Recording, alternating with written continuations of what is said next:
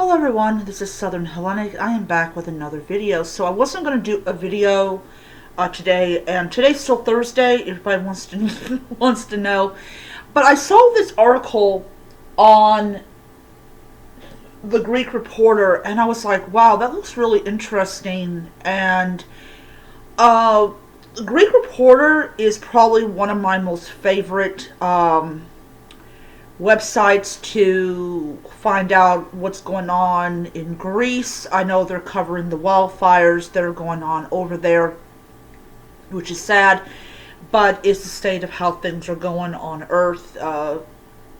I fully believe in climate change. I really do.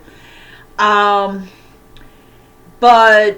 we really have to, really feel bad for the people of Greece. They're going through this, and it's not fair. I don't think it's fair for anyone to suffer the effects of our changing climate, but it is what it is, and we have to hope and pray that they get through it. They did it before, so there's probably a really good chance they'll get through it again. But still, seeing the video and the destruction that's going on in Greece really hurts. Oh, my neighbors. So, I saw this article on the Greek Reporter, and because Google, they send me these little headlines, and if I'm interested, I will, tap it, and I will get the article. So, I was actually scrolling down. I went past all the entertainment stuff and everything, and I got this. And it says here, the modern Greek goddess Chimera embodied fear of females. I thought it was interesting. And Chimera is a monster, but she's also a goddess, which is interesting because the assumption about the gods is that they're immortal, that they possibly cannot die, but in the mythology, Chimera does in fact die, which is odd. And and oh, by the way, people want to know, they have raised $112,630, so they have surpassed their goal. It's the Eva fire. It's kind of, I have come to the conclusion that if you start naming things after things, it's pretty bad. Or it's like constant. So I give kudos points to the Greek Reporter for this article. And that is, okay, there's Belopon, if I pronounce the name right, there's Pegasus, and there's Chimera.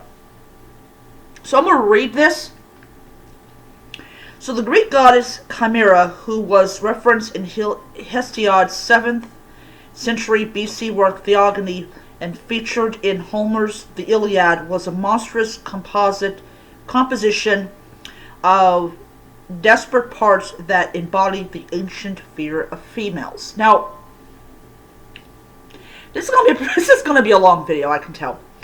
So for people that do not know about ancient Greek society, women were considered the property of their fathers, and then later on they were the property of their husbands.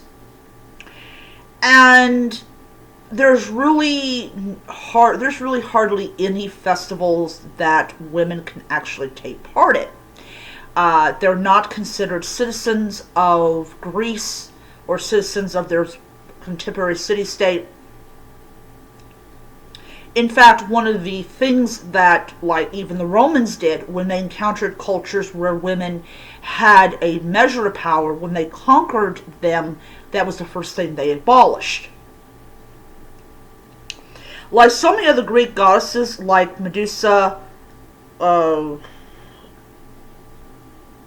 Lamna, Scylla, and Charp.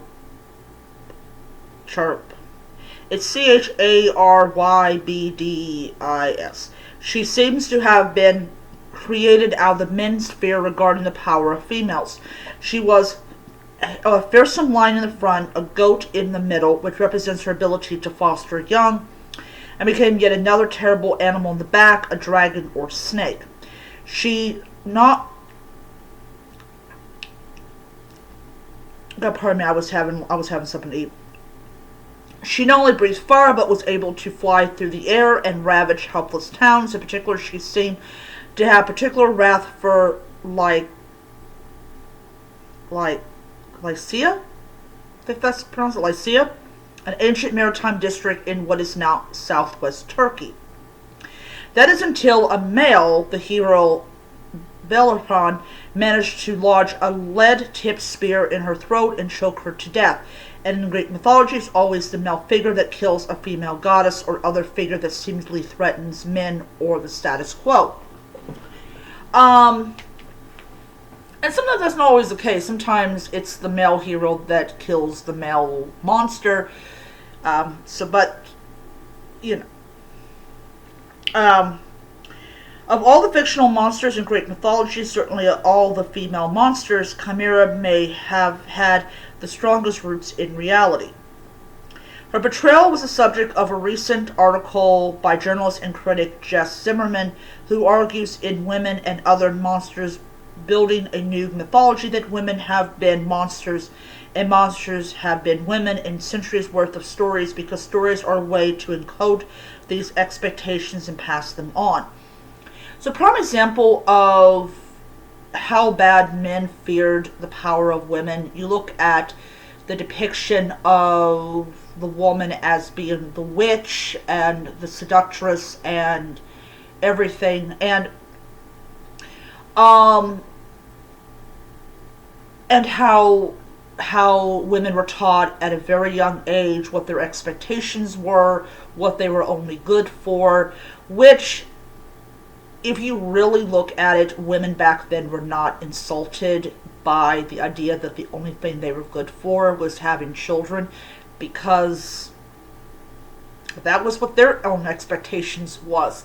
It was only a selected few that was like, fuck you, I'm not doing this. It is true that frightening female creatures featured in cultural traditions the world over, but Zimmerman focuses on ancient Greek and Roman works of literature and art, which have had by far the most influence on American culture. I remember saying in a video some time back that that Rome really influenced, how we view things, and of course, Jess is right about that. Several stories, including Philony the Elder, argue that her origin is an example of Euhemerism.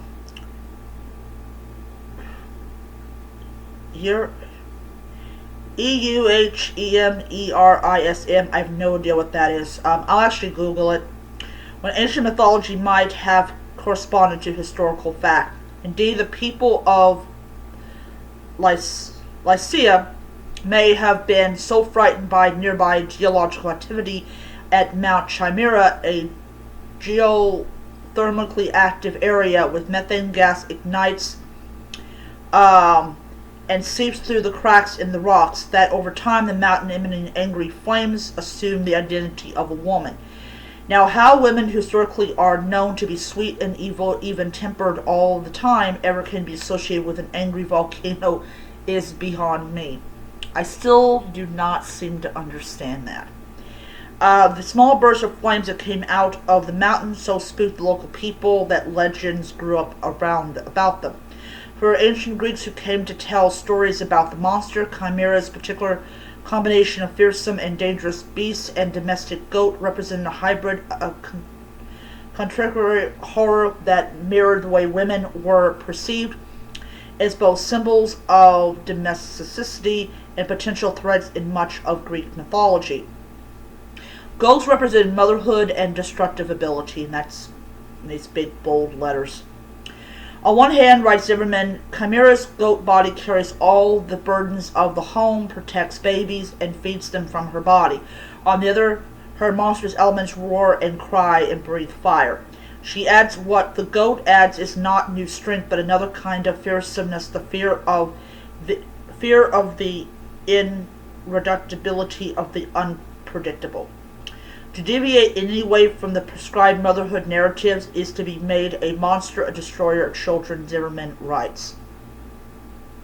According to Hesiod, the Chimera's mother was an unknown she who may refer to Echidna.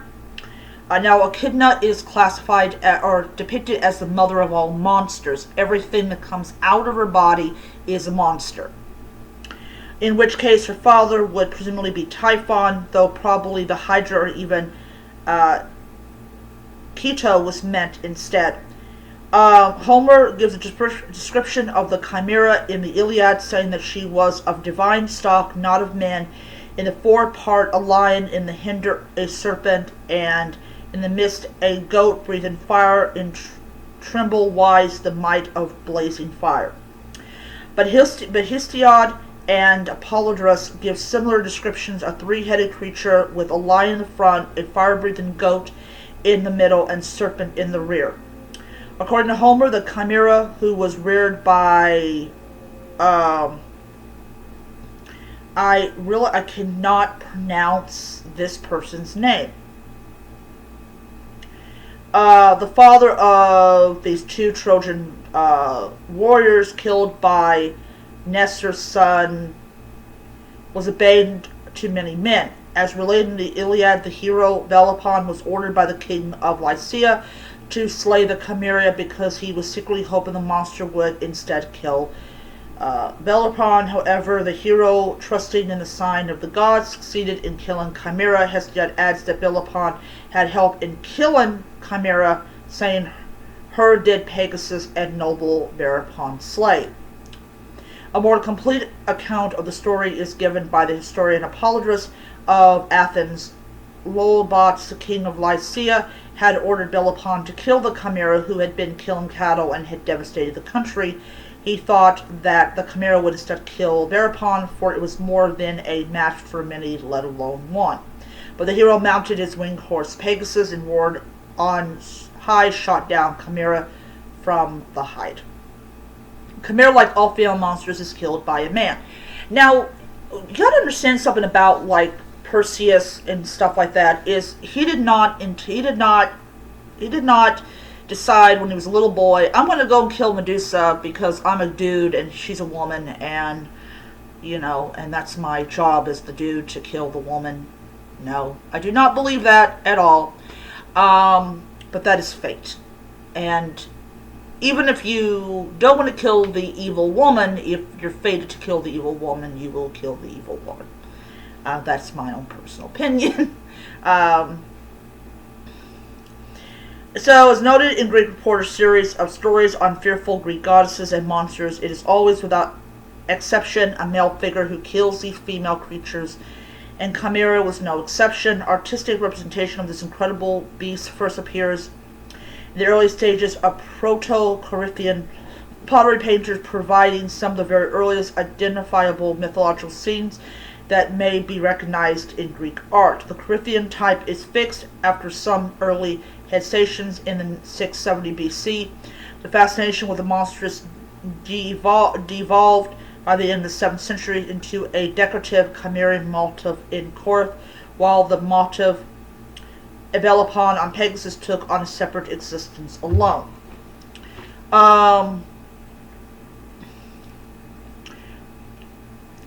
Now, this is a very long one, but I'm almost done with it.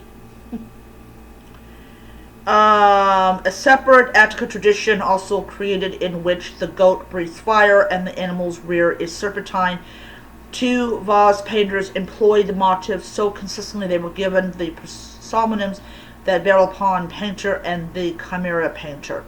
In Etruscan civilization, the Chimera appears in a orthodontized period that even precedes Etruscan archaic art. The Chimera appears in Etruscan wall painting of the 4th century BC. Mount Chimera still contains some 24 vents in the ground, which are grouped in two patches on the hillside above the site of the temple of Hephaestus, which is interesting. I did not know that. Approximately 5 miles north uh, I cannot pronounce it, near ancient Olympos in Lycia. The vents to this day emit burning methane, which is thought to be of metamorphic origin. The fires that are emitted from the vents were landmarks in ancient times, were even used for navigation by sailors. A Neo-Hittite chimera appearing on a stone relief from Kashmir, I cannot pronounce it, dated back to 850 to 750 BC, which is now housed in the Museum of Antinoa Civilization, is believed to be the basis for the Greek legend. It differs, however, from the Greek version in that the winged body of a lioness also has a human head rising from her shoulders. The term chimera has come to describe any mythical or fictional creature with parts taken from various animals, to describe anything composed of very desperate parts or perceived as wildly imaginative, implausible, or dazzling. Chimera's legend proved so influential that it is steeped in modern scientific parlance. The scientific word chimera now refers to any creature with two sets of DNA. And they've got a really cool video, which I will not play. But yeah, so it's interesting when we look at female goddesses. Scylla was featured in the Percy Jackson book. The Sea of Monsters. It's also featured in the movie adaptation of it. And literally, it is not the let's just say it's Percy who doesn't kill the Scylla. It's actually, he just forces her to regurgitate what she's eaten. But Annabeth in the book actually says why she became what she was. No mention at all of how she was defeated or anything like that. It was just, this is what Hera did to her, and all that type of stuff. So, it would be kind of weird if, like, in the movie adaptation, that Clarisse was the one that killed the Scylla, which would have been kind of interesting. But still, you really look at how these goddesses are, that I do not know how in the world she's supposed to be immortal. How in the world did you kill her? But yeah, so I'm going to end it here. I hope you guys enjoy the video. It is from the Greek Reporter, so like I said, I give kudos points to them and everything. So I will be putting down where I got it from for copyright purposes and stuff like that. So until next time, may you be happy, healthy, most importantly be safe, and hail to the gods. Bye.